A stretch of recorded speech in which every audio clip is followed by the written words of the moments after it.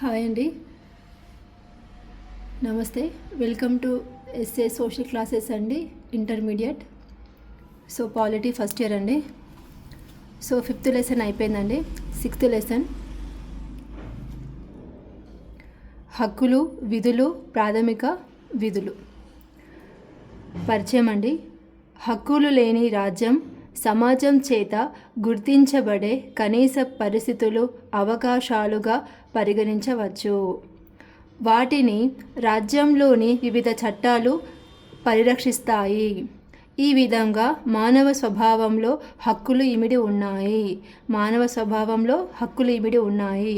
వాటిని ఆస్తిగా పరిగణిస్తారు. రాజనీతి శాస్త్ర అధ్యయనంలో హక్కుల భావనకు చాలా ప్రాముఖ్యత ఉంది. హక్కుల భావనకు రాజనీతి శాస్త్రంలో ప్రాముఖ్యత అనేది ఉందన్నమాట. సామాజిక జీవనానికి హక్కులనేవి అత్యంత ఆవశ్యకమైనవి. సామాజిక సంక్షేమ సాధనంగా హక్కులు పరిగణించబడ్డాయి. హక్కులను ఉపయోగించుకోవడం ద్వారానే రాజ్యంలోని పౌరుల వ్యక్తిత్వం వికసిస్తుంది. సమాజంలోనూ రాజ్యంలోనూ సంపూర్ణ వ్యక్తిత్వ వికాసానికి హక్కులు అవసరమవుతాయి. ఓకేనండి. సమాజంలోనూ రాజ్యంలోనూ సంపూర్ణ వ్యక్తిత్వ వికాసానికి హక్కులు అనేవి అవసరమవుతాయి. హక్కులు, విధులు అనేవి వ్యక్తుల సంపూర్ణ వికాసానికి అత్యంత ఆవశ్యకమైనవి. ఈ రెండింటిని వేరు చేసి చూడలేం. ఓకేనా అండి. హక్కులు అదేవిధంగా విధులు రెండు కూడా అవసరమే. విధులు సక్రమంగా నిర్వర్తిస్తే హక్కులు వాటంతట అవే వస్తాయి. రాజ్యంలో పౌరునికి హక్కులు, విధులు ఉంటాయి. అందుకై హక్కులు, విధులు వేరువేరుగా చూడలేం. అనివార్యంగా పౌరుల వ్యక్తిత్వ వికాసానికి, అభివృద్ధికి దోహదపడ్డాయి. అందుకే ప్రతి వ్యక్తి తోటి వ్యక్తుల హక్కులను గుర్తించి గౌరవించాల్సి ఉంటుంది. హక్కులనేవి మానవ స్వభావాలలో ఇమిడి ఉంటాయి. అట్లాగే అవి మానవ సముదాయాల ఫలితంగా ఏర్పడ్డాయి. Thomas Hobbes, John Locke, Jean Jacques Rousseau వంటి సామాజిక ఒడంబడిక సిద్ధాంతవేత్తలు సమాజం, రాజ్యం ఆవిర్భవించక ముందే వ్యక్తులు సహజ హక్కులను కలిగి ఉన్నారని ప్రకటించారు. అంటే రాజ్యం స్టార్ట్ అవ్వకముందే సహజ హక్కులు అనేవి ఏర్పడ్డాయి అన్నమాట వ్యక్తులకి. హక్కులు అర్థం, నిర్వచనాలు. వ్యక్తుల మూర్తిమత్వ వికాసానికి అవసరమైన నియమాలే హక్కులుగా భావించవచ్చు. ఏంటి ఇక్కడ వ్యక్తుల మూర్తిమత్వ వికాసానికి అవసరమైన నియమాలే హక్కులు. హక్కులు అనేవి రాజ్యం రూపొందించి అమలు చేసే చట్టాల ద్వారా వాడుకలోకి వచ్చాయి. ఏంటి ఇక్కడ హక్కులు అనేవి రాజ్యం రూపొందించి అమలు చేసే చట్టాల ద్వారా వాడుకలోకి వచ్చాయి. వాటిని వ్యక్తులకు గల శక్తి లేదా సౌకర్యంగా పరిగణించవచ్చు. వ్యక్తి మూర్తిమత్వాన్ని పెంపొందించేందుకు అవసరమయ్యే అవకాశాల మొత్తాన్ని హక్కులుగా భావించవచ్చు. హక్కులు లేనిచో వ్యక్తులు ఎటువంటి ప్రగతిని సాధించలేరు. ఓకేనా అండి. హక్కులు లేనిచో వ్యక్తులు ఎటువంటి ప్రగతిని సాధించలేరు. హక్కుల నిర్వచనాలు. రాజనీతి శాస్త్రవేత్తలు హక్కు అనే పదాన్ని అనేక విధాలుగా నిర్వచించారు. వాటిలో కొన్నింటిని క్రింది వివరించడమైనది. ఎర్నస్ట్ బార్గర్ వ్యక్తి మూర్తిమత్వ సామర్థ్యాన్ని పెంపొందించేందుకు అవసరమైన బాహ్యపరమైన పరిస్థితులే హక్కులు అన్నాడు. వ్యక్తి మూర్తిమత్వాన్ని, సామర్థ్యాన్ని పెంపొందించేందుకు అవసరమైన బాహ్యపరమైన పరిస్థితులే హక్కులు అన్నాడు. బోసాంకే సమాజం చేత గుర్తించబడి రాజ్యం చేత అమల్లో ఉంచబడే అధికారాలే హక్కులు అని పేర్కొన్నాడు. టిహెచ్ గ్రీన్ సమాజ శ్రేయస్సుకు వ్యక్తుల ద్వారా కోరబడిన, ప్రభుత్వం ద్వారా గుర్తించబడిన అధికారమే హక్కు. జాన్ రాల్స్ ప్రతి వ్యక్తి సమాన హక్కు కలిగి ఉండాలి. అదేవిధంగా ఇతరులతో సమానమైన, విస్తృతమైన మౌలిక స్వేచ్ఛ కలిగి ఉండాలి. హక్కుల లక్షణాలు. హక్కులు క్రింద పేర్కొన్న లక్షణాలు కలిగి ఉంటాయి. ఓకేనా అండి. సమాజంలోనే సాధ్యం. హక్కులు సమాజంలోనే ఉద్భవిస్తాయి. అవి మానవుల సామాజిక జీవనానికి ప్రతీకగా ఉంటాయి. సమాజం వెలుపల అవి ఉండవు. హక్కులను వ్యక్తుల కోరికలుగా భావించవచ్చు. అటువంటి కోరికలు సమాజంలోని నెరవేరుతాయి. వాటిని గుర్తించడం పెంపొందించేందుకు దోహదపడుతుంది. అందుకే అవి సామాజిక స్వభావమైనవి. ఏంటి ఇక్కడ సమాజంలోనే నెరవేరుతాయి. వాటిని గుర్తించి పెంపొందించేందుకు దోహదపడుతుంది. ఓకేనా అండి. ప్రకృతి సిద్ధమైనవి. హక్కులు అనేవి మానవుల సామాజిక ప్రకృతికి నిదర్శనంగా ఉంటాయి. ఈ విషయాన్ని సామాజిక ఒడంబడిక సిద్ధాంతకర్తలు ప్రతిపాదించారు. హక్కులు అనేవి మానవుల సామాజిక ప్రకృతికి నిదర్శనంగా ఉంటాయన్నమాట. వారి భావాలను ఆధునిక కాలంలో కొంత మేరకు ఆమోదించడమైనది. నెక్స్ట్, నిరపేక్షకమైనవి కావు. హక్కులు నిరపేక్షకమైనవి కావు. వాటి ఉపయోగంపై రాజ్యం, సమాజం కొన్ని ఆంక్షలను విధిస్తుంది. అటువంటి ఆంక్షలు సమాజంలో శాంతి భద్రతలు నిర్వహణకు ఉద్దేశించినవి. ఓకే అండి, శాంతి భద్రతల నిర్వహణకు ఉద్దేశించినవి. అంతేకాకుండా హక్కులనేవి సామాజిక శ్రేయస్సు, భద్రతను పెంపొందించేందుకు దోహదపడతాయని చెప్పవచ్చు. విశ్వవ్యాప్తమైనవి. హక్కులనేవి విశ్వవ్యాప్తమైన స్వభావాన్ని కలిగి ఉంటాయి. ఇవి అందరికీ వర్తిస్తాయి. వీటిని ప్రజలందరూ ఎటువంటి తారతమ్యాలు లేకుండా అనుభవిస్తారు.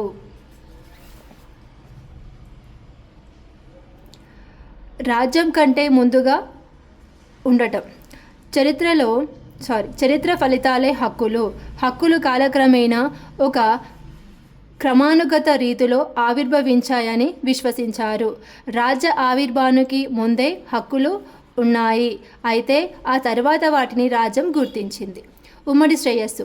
హక్కులనేవి ఎప్పుడూ ఉమ్మడి శ్రేయస్సుకు పెంపొందించేందుకై ఏర్పడి వికసించాలి.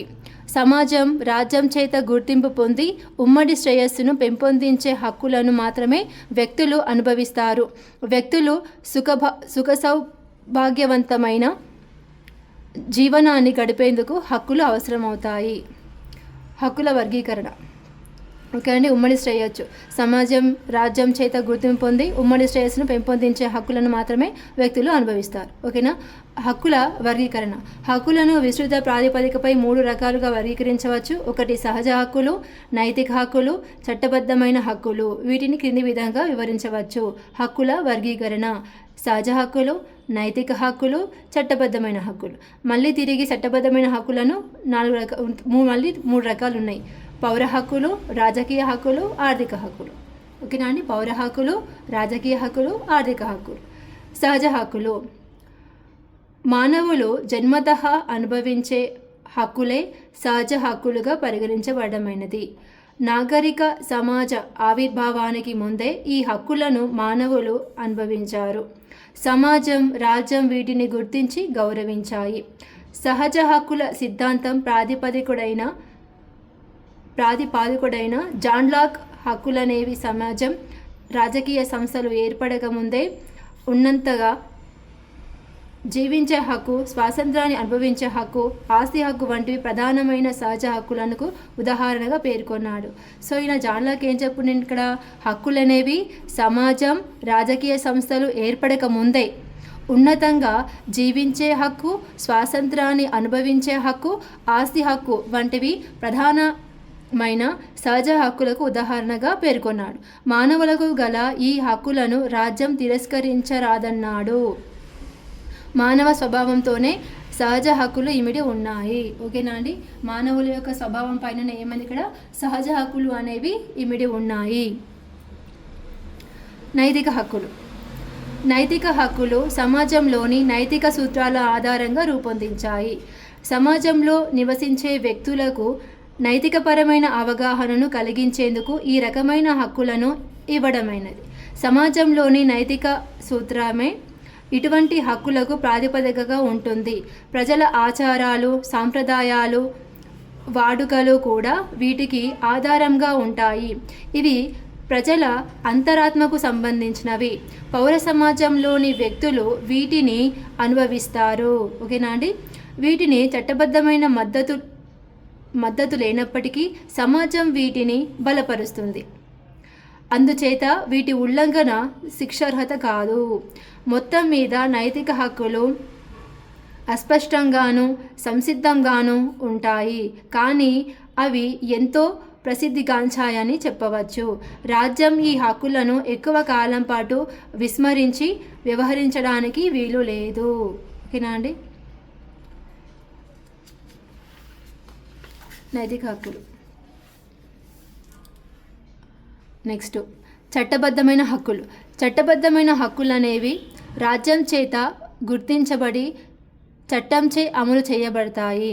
ఓకేనా. చట్టబద్ధమైన హక్కులు ఏంటి? ఇక్కడ రాజ్యంచే గుర్తించబడి చట్టంచే అమలు చేయబడతాయి. రాజ్యంలోని వివిధ న్యాయ సంస్థలు ఈ హక్కులను కాపాడే విషయంలో కీలక పాత్ర పోషిస్తాయి. అవి బాధిత వ్యక్తుల విజ్ఞప్తి మేరకు ఈ విషయంలో తగిన చర్యలు తీసుకుంటాయి. రాజ్యం తన దండనాధికారంతో ఈ హక్కులను కాపాడుతుంది. ఈ హక్కులు సమాజంలోని అన్ని వర్గాల వారికి కులం, మతం, తెగ వంటి అంశాలతో సంబంధం లేకుండా వర్తిస్తాయి. ఈ హక్కులను తిరిగి 3 రకాలుగా వర్గీకరించడమైనది. అవి పౌర హక్కులు, రాజకీయ హక్కులు, ఆర్థిక హక్కులు. వీటిని క్రింది విధంగా వివరించవచ్చు. పౌర హక్కులు సామాజిక జీవనాన్ని సంతోషం, హుందాతనంతో గడిపేందుకు వ్యక్తులకు అవసరమైన కనీస పరిస్థితులను కల్పించేందుకు పౌర హక్కులను కల్పించడం జరిగింది. ఈ హక్కులు నాగరిక సమాజానికి అత్యంత ఆవశ్యకమైనవి. పౌర హక్కులు ప్రజాస్వామ్యం కల్పించిన ఒక బహుమతిగా భావించాలి. ఏంటి ఇక్కడ? పౌర హక్కులు ప్రజాస్వామ్యం కల్పించిన ఒక బహుమతిగా భావించాలి. ఈ హక్కులను పౌరులందరికీ కల్పించడంతోనే ప్రజాస్వామ్యం పరిఢవిల్లుతుంది. పౌరులకు నాగరికమైన సామాజిక జీవనం కొనసాగించడానికి పౌర హక్కులు అవకాశాలను కల్పించాయి. సమాజంలోని మానవులకు ఈ పౌర హక్కులు కల్పించటంతో మౌలికమైన అవసరాలు తీర్చినట్లవుతుంది. జీవించే హక్కు, స్వాతంత్రపు హక్కు, మత హక్కు, ఆస్తి హక్కు, విద్యా హక్కు, సమానత్వ హక్కు, కుటుంబ హక్కు వంటివి పౌర హక్కులలో కొన్నింటికి ఉదాహరణలుగా పేర్కొనవచ్చు. ఓకేనండి, అర్థమైంది కదండి. నెక్స్ట్ రాజకీయ హక్కులు. ప్రజాస్వామ్యంలో రాజకీయ హక్కులను మౌలిక అవసరంగా పేర్కొనవచ్చు. వాస్తవానికి అంటే ఇక్కడ ఏంటి? మౌలిక అవసరంగా పరిగణించవచ్చు. వాస్తవానికి ఈ హక్కుల సద్వినియోగం తీరుపైనే ప్రజాస్వామ్య వ్యవస్థ పనితీరు, విజయం ఆధారపడి ఉంటుంది. ఓకేనా అండి. ఇక్కడ ఏంటి? వాస్తవానికి ఈ హక్కుల సద్వినియోగం అనేది సద్వినియోగ తీరుపై అనేది ప్రజాస్వామ్య వ్యవస్థ పనితీరు, విజయంపై ఆధారపడి ఉంటుంది.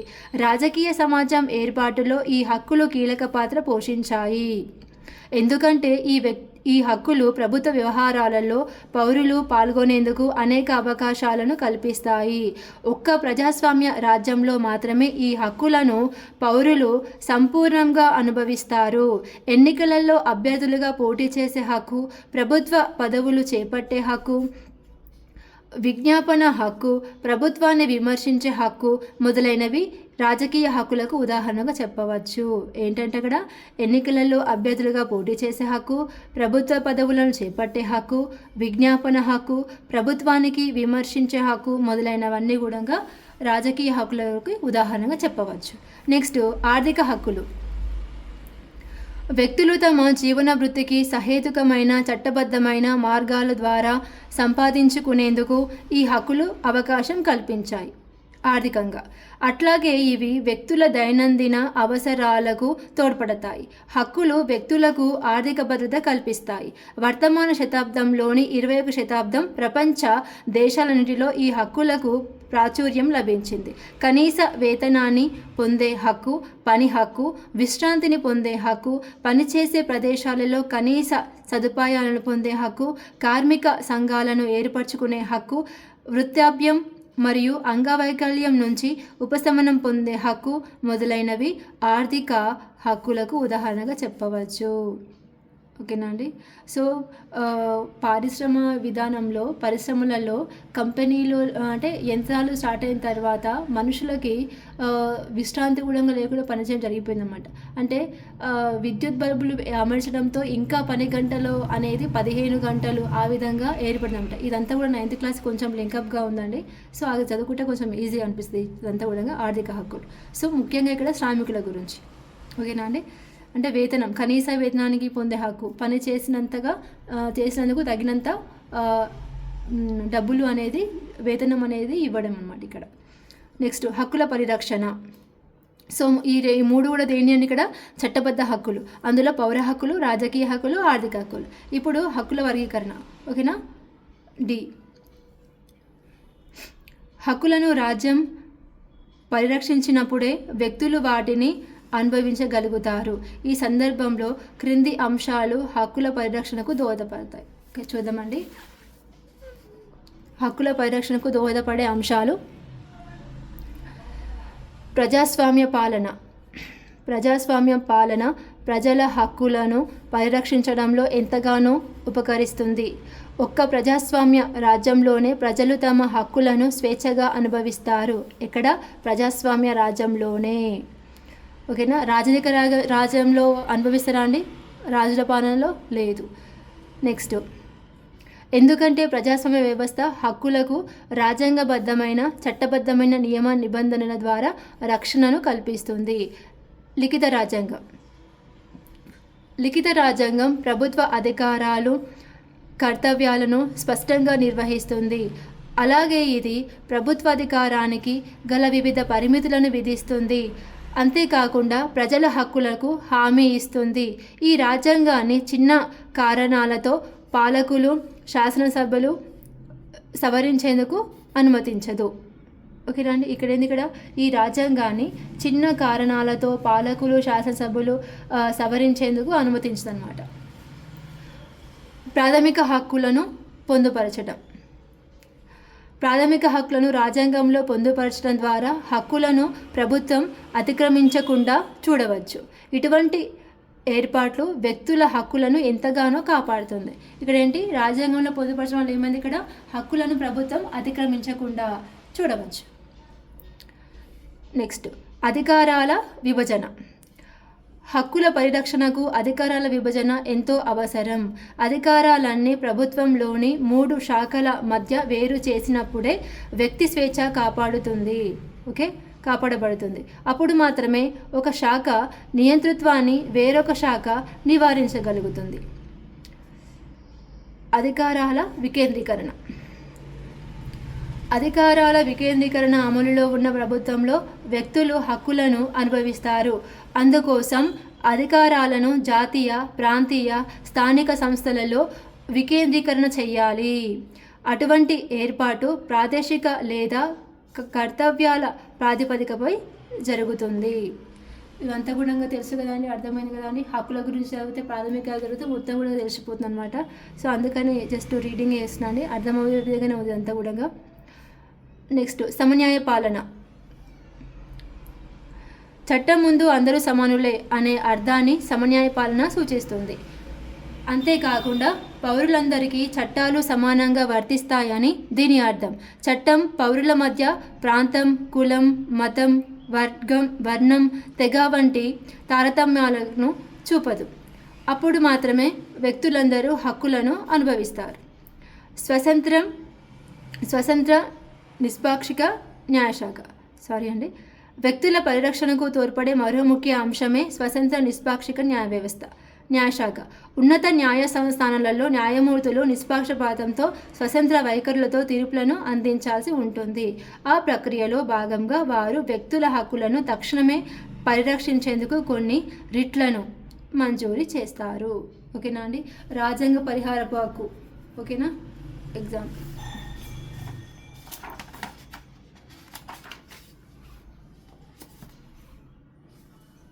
నెక్స్ట్, స్వతంత్ర పత్రికలు. వ్యక్తుల హక్కులను పరిరక్షించేందుకు దోహదపడే మరొక అంశమే స్వతంత్ర పత్రికలు.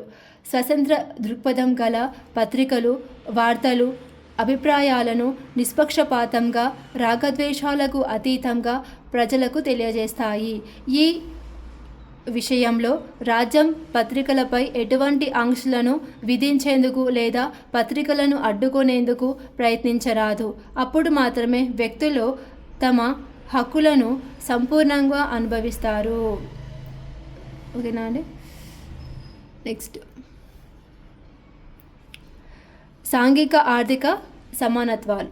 సాంఘిక ఆర్థిక సమానత్వాలు వ్యక్తులు హక్కులను అనుభవించేందుకు ఎంతగానో అవసరమవుతాయి. రాజ్యంలో సాంఘిక ఆర్థిక సమానత్వాలు నెలకొన్నప్పుడే వ్యక్తులు తమ హక్కులను సక్రమంగా సంవర్ధక రీతిలో అనుభవించగలుగుతారు. కులతత్వం, మతతత్వం, భాషాతత్వం వంటి సాంఘిక అనర్థాలు ఆర్థిక అసమానతలు దోపిడీని పెంచినప్పుడు సాంఘిక ఆర్థిక సమానత్వాలను సాధించలేం. అంటే అసమానతలు దోపిడీని పెంచినప్పుడు అయితే ఏమవుతుంది, ఇక్కడ సాంఘిక ఆర్థిక సమత్వాన్ని సాధించలేమన్నమాట. నిరంతర అప్రమత్తత.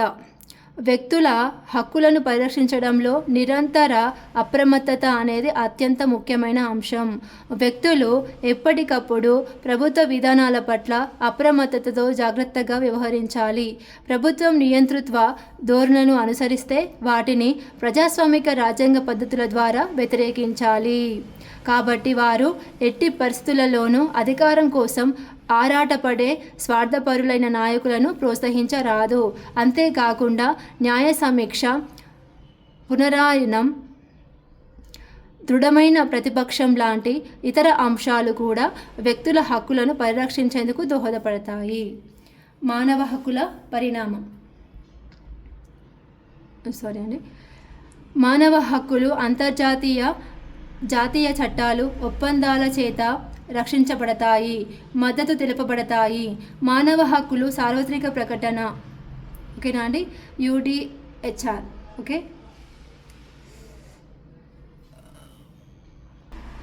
ఓకేనండి. మానవ హక్కుల సార్వత్రిక ప్రకటన UDHR అంటే universal declaration of human rights అండి. ఓకేనా.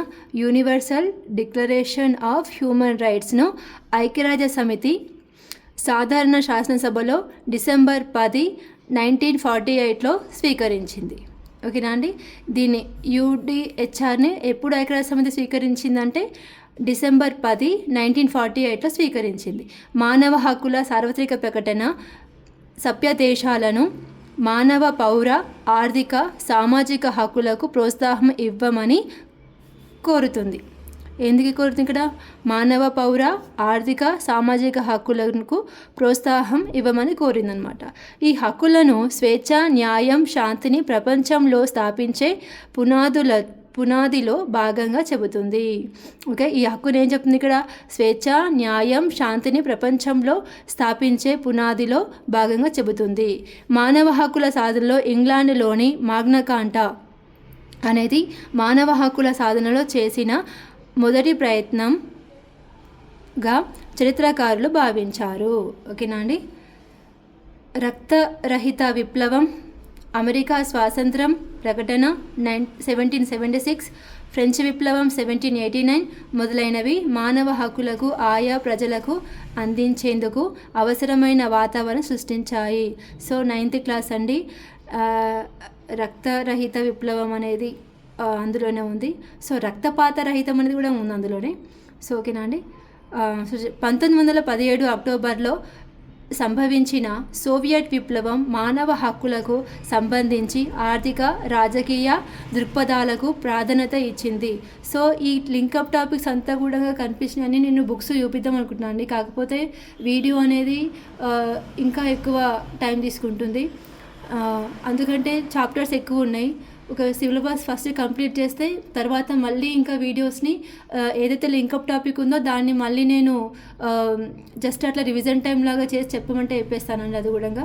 సో ఇప్పుడు వీడియో కనీసం 1 అవర్ పైన 2 అవర్స్ కూడా పడుతుందండి. కొన్ని పెద్దగా ఉన్నాయి, పార్ట్ 2 వరకు కూడా తీసుకొస్తున్నా. సో అందుకని అండి. ఓకే, ఆ తర్వాత ఐక్యరాజ్య సమితి చేత 1948 డిసెంబర్ 10వ తేదీన విశ్వ మానవ హక్కుల ప్రకటన వెలువడింది. ఇక్కడ ఏంటి 1917 అక్టోబర్లో సంభవించిన సోవియట్ విప్లవం మానవ హక్కులకు సంబంధించిన ఆర్థిక రాజకీయ దృక్పథాలను ప్రాధాన్యతనిచ్చిందనమాట. తర్వాత ఏంటి ఇక్కడ ఐక్యరాజ్య సమితి చేత 1948 డిసెంబర్ 10వ తేదీన విశ్వ మానవ హక్కుల ప్రకటన వెలువడింది. అప్పటి నుంచి ఈ రోజును ప్రపంచ మానవ హక్కుల దినంగా పాటించడం అయినది. ఏ రోజును? డిసెంబర్ 10ని ప్రపంచ మానవ హక్కుల దినంగా పాటించడం జరిగింది. డిసెంబర్ 10ని ఐక్యరాజ్య సమితిలో వివిధ సంస్థలు, అధికారాలు ఈ విషయంలో అనేక అంతర్జాతీయ సదస్సులను నిర్వహించి అంతర్జాతీయ స్థాయిలో నిపుణులను, న్యాయమూర్తులను, రాజ్యాధిపతులను వాటిలో పాల్గొనేందుకు ఆహ్వానించడమైనది. మానవ హక్కులపై వారి విలువైన అభిప్రాయాలను వెల్లడించేందుకు కృషి జరిగింది. ప్రపంచవ్యాప్తంగా మానవ సమాజంలోని ప్రతి వర్గానికి మానవ హక్కులు వర్తించేలా దోహదపడింది. ఓకేనండి. ప్రపంచవ్యాప్తంగా మానవ సమాజంలోని ప్రతి వర్గానికి కూడా మానవ హక్కులు వర్తించేలా దోహదపడింది. ఆర్థిక, సామాజిక, సాంస్కృతిక హక్కుల విషయంలో రూపొందిన అనేక ఉడంబడికల ఫలితంగా అంతర్జాతీయ పౌర రాజకీయ హక్కులు 1966 అమలులోకి వచ్చాయి.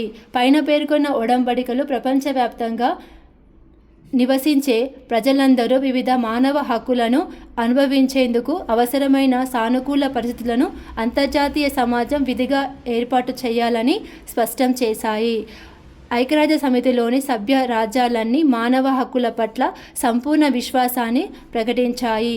ఆ దేశాలు మానవ హక్కులను అందరికీ వర్తింపజేసేందుకు మరియు పెంపొందింపజేసేందుకై తమ సహకారాన్ని అందించేందుకు హామీ ఇచ్చాయి.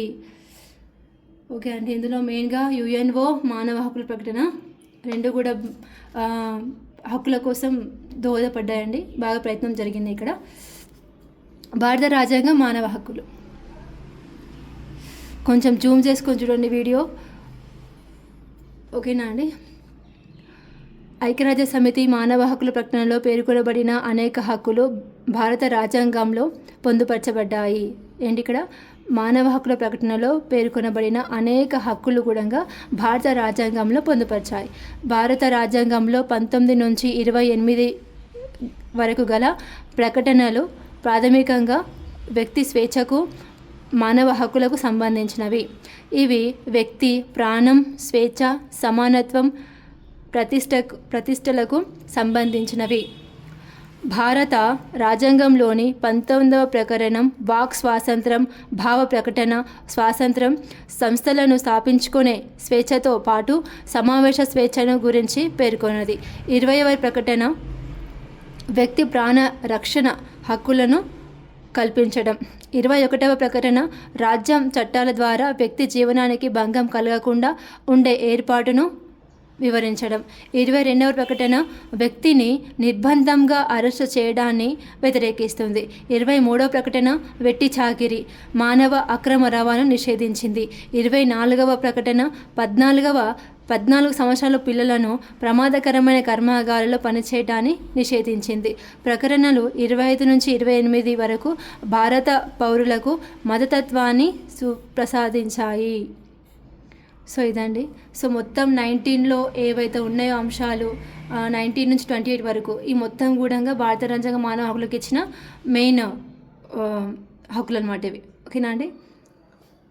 ఒకసారి దీన్ని మళ్ళీ ఒకసారి రివిజన్ చేసుకోండి. భారతదేశంలో మానవ హక్కులు, హ్యూమన్ రైట్స్ ఇన్ ఇండియా. ప్రపంచంలోని అతిపెద్ద ప్రజాస్వామ్యం దేశమైన భారతదేశం మానవ హక్కులను తమ పౌరులకు అందించే విషయంలో అగ్రస్థానంలో నిలిచింది. ఇందులో భాగంగా భారత పార్లమెంటు 1993లో మానవ హక్కుల పరిరక్షణ చట్టాన్ని ఆమోదించింది. ఈ చట్టాన్ని కొన్ని అంశాలను 2006లో సవరించడమైనది. 1993లో మానవ హక్కుల పరిరక్షణ చట్టాన్ని ఆమోదించింది పార్లమెంటు. ఇందులో కొన్ని అంశాలను 2006లో సవరించడమైనది. ఆ తర్వాత ఈ చట్టం జాతీయ మానవ హక్కుల కమిషన్, ఓకేనా, నేషనల్ హ్యూమన్ రైట్స్ కమిటీ లేదా కౌన్సిల్ దానిని ఏర్పాటు చేసిందనమాట. ఓకేనా అండి. నెక్స్ట్ విధులు. సమాజంలో నివసించే వ్యక్తులు ఇతర వ్యక్తుల పట్ల నిర్వర్తించే కర్తవ్యాలనే బాధ్యతలు, విధులు అంటారు. ఇక్కడ సమాజంలో నివసించే వ్యక్తులు ఇతర వ్యక్తుల పట్ల నిర్వర్తించే కర్తవ్యాలనే బాధ్యతలు, విధులు అంటారు. విధులు అనేవి ఇతరుల పట్ల ఒక వ్యక్తి కలిగి ఉంటే కర్తవ్యం. ప్రతి వ్యక్తి సమాజంలోని ప్రవర్తన నియమావళికి లోబడి తన మంచికి, ఇతరుల మంచికి కృషి చేయాలి. అటువంటి వాటిలో కొన్ని చేయదగినవి, మరికొన్ని చేయకూడనివి ఉంటాయి. బాధ్యతలు సంవర్ధకమైన, సంరక్షణమైన అనే రెండు స్వభావాలను కలిగి ఉన్నాయి. ఓకేనా అండి? సంవర్ధకమైనవి, సంరక్షణమైనవి. ప్రతి ఒక్కరూ సమాజం, రాజ్యం విస్తృత ప్రయోజనాలను దృష్టిలో ఉంచుకొని తమ కర్తవ్యాలను తప్పకుండా నిర్వర్తించాల్సి ఉంటుంది. అటువంటి కర్తవ్యాల ద్వారా వారు స్వీయ శ్రేయస్సును, సమాజ సంక్షేమాన్ని పెంపొందించిన వారు అవుతారు. అలాగే సమాజంలో శాంతిభద్రతలు స్థాపనకు దోహదపడతారు. బాధ్యతలు అనేవి ఎప్పుడు హక్కులతో కూడుకొని ఉంటాయి. ఓకేనా అండి?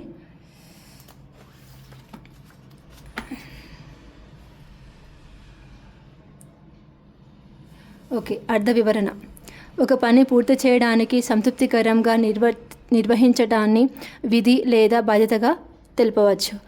ప్రతి ఒక్కరూ సమాజం, రాజ్యం విస్తృత ప్రయోజనాలను దృష్టిలో ఉంచుకొని తమ కర్తవ్యాలను తప్పకుండా నిర్వర్తించాల్సి ఉంటుంది. అటువంటి కర్తవ్యాల ద్వారా వారు స్వయం శ్రేయస్సు, సహజ సంక్షేమాన్ని పెంపొందించిన వారు అవుతారు. పౌరవిధులు చేయగలిగినవి చట్టాన్ని అనుసరించటం, పన్నులు చెల్లించటం, సాధారణ రక్షణ కోసం సంపూర్ణ సహాయాన్ని అందించడం మొదలగునవి. ఓకేనా? ఇక్కడ ఏంటి? పౌరవిధులు చేయగలిగినవి ఏంటి? ఇక్కడ చట్టాన్ని అనుసరించుట, పన్నులు చెల్లించటం, సాధారణ రక్షణ కోసం సంపూర్ణ సహాయాన్ని అందించడం మొదలగునవి. పన్నుల విధులు రకాలు, టైప్స్ ఆఫ్ డ్యూటీస్. విధులు స్థూలంగా రెండు రకాలు: నైతిక విధులు, చట్టబద్ధమైన విధులు. ఈ రెండింటిని క్రింది విధంగా వివరించవచ్చు. నైతిక విధులు, మోరల్ డ్యూటీస్.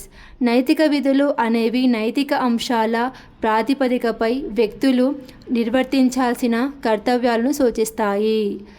ఇక్కడ నైతిక విధులు ఏంటి? నైతిక అంశాల ప్రాతిపదికపై వ్యక్తులు నిర్వహించాల్సిన కర్తవ్యాలను సూచిస్తాయి. వీటికి రాజ్యం చేత రూపొందించబడే చట్టాలు మద్దతు బలపరచవు. ఓకేనా? ఇవి ప్రజల నైతిక విశ్వాసాలపై ఆధారపడి రూపొందుతాయి. సమాజంలోని కొన్ని ఆచార సాంప్రదాయాలు, వాడుకలు ఆధారంగా ఇవి ఏర్పడతాయి. వీటి ఉల్లంఘన ఎటువంటి శిక్షకు దారితీయదు. ఓకేనా అండి? దారితీయదు. ప్రాథమిక హక్కులైతే శిక్షకు అర్హత వహిస్తాయి, కానీ ఇవి కాదనమాట. ఆపదలో ఉన్నవారికి ఆదుకోవడం, అస్వస్థకులకు సహాయపడడం లాంటివి నైతిక విధులకు కొన్ని ఉదాహరణలుగా పేర్కొనవచ్చు. ఓకేనా అండి? అంటే మనకి హెల్ప్ చేయాలనిపిస్తే చేయడం. చట్టబద్ధమైన విధులు. చట్టబద్ధమైన విధులనేవి న్యాయస్థానాలు చట్టాల పద్ధతిలో అమలులోనికి వస్తాయి. ఓకేనా? ఇక్కడ ఏంటి? చట్టబద్ధమైన విధులు అనేవి న్యాయస్థానాలు చట్టాల మద్దతుతో అమల్లోకి వస్తాయి. వీటికి శాసనాత్మక ప్రాముఖ్యత ఉంటుంది. ఇవి ఎంతో స్పష్టమైనవి, ఖచ్చితమైనవి. ఇవి నిర్బంధమైన, శిక్షార్హమైన స్వభావాన్ని కలిగి ఉంటాయి. కాబట్టి వీటిని ఉల్లంఘించిన వారు శిక్షకు పాత్రులవుతారు.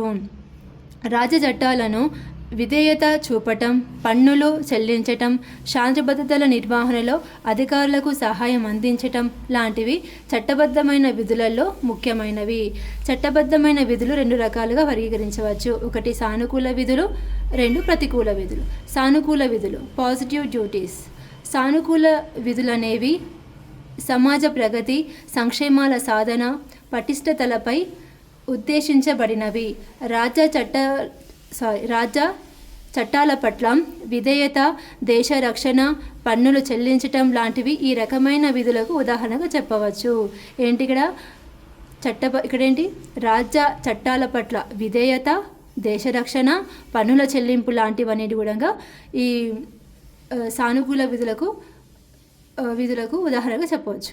ఇటువంటి విధులు రాజ్య ఆశయాలను నెరవేర్చడంలో ప్రభుత్వానికి ప్రజల సహకారాన్ని అందించేందుకు ఉద్దేశించాయి.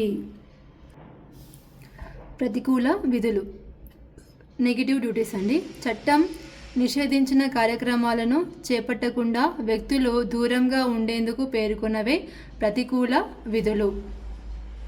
ఓకేనా అండి. ఈ రకమైన విధులు ప్రజలను అన్ని నిర్దిష్టమైన కార్యక్రమాల్లో పాల్గొనకుండా ఉంచుతాయి. రాజ్యం తరపున ప్రభుత్వం ఈ సందర్భంలో కొన్ని నియమ నిబంధనలను రూపొందించి అమలు చేస్తుంది. ఓకే, సో ప్రాథమిక విధులు. హక్కుల్లో లాగే విధుల్లో కూడా ప్రధానమైన వాటిని రాజ్యాంగాలలో ప్రాథమిక విధులుగా చేర్చారు. భారత రాజ్యాంగంలోని 1976లో చేసిన 42వ రాజ్యాంగ సవరణ ద్వారా క్రింద 10 ప్రాథమిక విధులు రాజ్యాంగం 4 సబ్సెక్షన్ ఏ భాగంలో చేర్చడం జరిగింది. 86వ రాజ్యాంగ సవరణ చట్టం 2002 ద్వారా 11వ విధిని కూడా చేర్చారు. రాజ్యాంగాన్ని, జాతీయ పతాకాన్ని, జాతీయ గీతాన్ని ప్రతి పౌరుడు గౌరవించాలి. స్వాతంత్రోద్యమ లక్ష్య సాధన కోసం ప్రతి పౌరుడు కృషి చేయాలి. దేశ సార్వభౌమత్వాన్ని, సమైక్యతను పరిరక్షించాలి. దేశ రక్షణ, జాతీయ సేవకు సంబంధించిన కార్యక్రమాలలో పాల్గొనడానికి పౌరులు సిద్ధంగా ఉండాలి. దేశ ప్రజలందరి మధ్య సోదర భావం పెంపొందించేందుకు ప్రతి పౌరుడు కృషి చేయాలి. మహిళల గౌరవ ప్రతిపత్తులకు భంగం వాటిల్లే చర్యలన్నింటినీ విడనాడాలి. భిన్న సంస్కృతులను సమానమైన భారతీయ సంస్కృతి పరిరక్షణకు ప్రతి పౌరుడు తోడ్పడాలి. ప్రకృతి రమణీయతలను పరిరక్షించాలి. ప్రాణకోటి పట్ల దయ ఉండాలి. వైజ్ఞానిక మానవతావాద దృక్పథాలను అలవర్చుకోవాలి. సంఘ సంస్కరణల పట్ల ఆసక్తి పెంపొందించుకోవాలి. ప్రభుత్వ ఆస్తులను రక్షించాలి. హింసాయుత చర్యలు విడనాడాలి. సమిష్టి సేవా కార్యక్రమాల్లో అత్యధిక సంపాదించడానికి ప్రతి పౌరుడు కృషి చేయాలి. ఏంటంటే సమిష్టి సేవా కార్యక్రమాలలో అత్యధిక సంపాదించడానికి ప్రతి పౌరుడు కృషి చేయాలి. 6 నుంచి 14 సంవత్సరాలలోపు పిల్లలందరికీ విధిగా పాఠశాలకు పంపించే బాధ్యత తల్లిదండ్రులది. ఇది 2002 86వ రాజ్యాంగ సవరణ ద్వారా దీన్ని చర్చలు జరిగిందండి. హక్కుల విధుల మధ్య సంబంధం. హక్కుల విధుల మధ్య సన్నిహిత సంబంధం ఉంది. అవి రెండు ఒకే నాణానికి ఉన్న బొమ్మ బొరుసు లాంటివి. హక్కులు లేని విధులు, విధులు లేని హక్కులు అర్ధరహితం. హక్కులలో విధులు ఇమిడి ఉన్నాయి. అలాగే విధులు అనేవి హక్కులతో సంబంధం కలిగి ఉన్నాయి. ఈ రెండు విడదీయరానివి. వీటిని మానవుల ఉచ్ఛ్వాస నిశ్వాసాలతో పోల్చవచ్చు. పౌరులకు జీవించడానికి రాజ్యం హక్కులు ఇచ్చిందంటే అతని జీవితం కాపాడడానికి విధులు రక్షణ కల్పించినదిగా భావించవచ్చు. సమాజంలో ఇతరుల హక్కులకు భంగం కలగని విధంగా వివిధ రంగాలలో తమ కార్యక్రమాలను నిర్వహించాల్సి ఉంటుంది. దీని అర్థం ప్రతి ఒక్కరూ తమ హక్కులను అనుభవిస్తూనే ఇతరులను గౌరవించే బాధ్యత కలిగి ఉంటారని చెప్పవచ్చు. ఎట్టి పరిస్థితుల్లోనూ ఇతరుల వ్యవహారాల్లో జోక్యం చేసుకోరాదు. ఒకరి హక్కు వేరొకరి విధిగాను, వేరొకరి విధి ఒకరి హక్కుగాను పరిగణించవచ్చు. ఈ రెండు అంటే హక్కులు విధులు కలిగినప్పుడే వ్యక్తి ఉత్తమ పౌరుడిగా రూపొందుతాడు.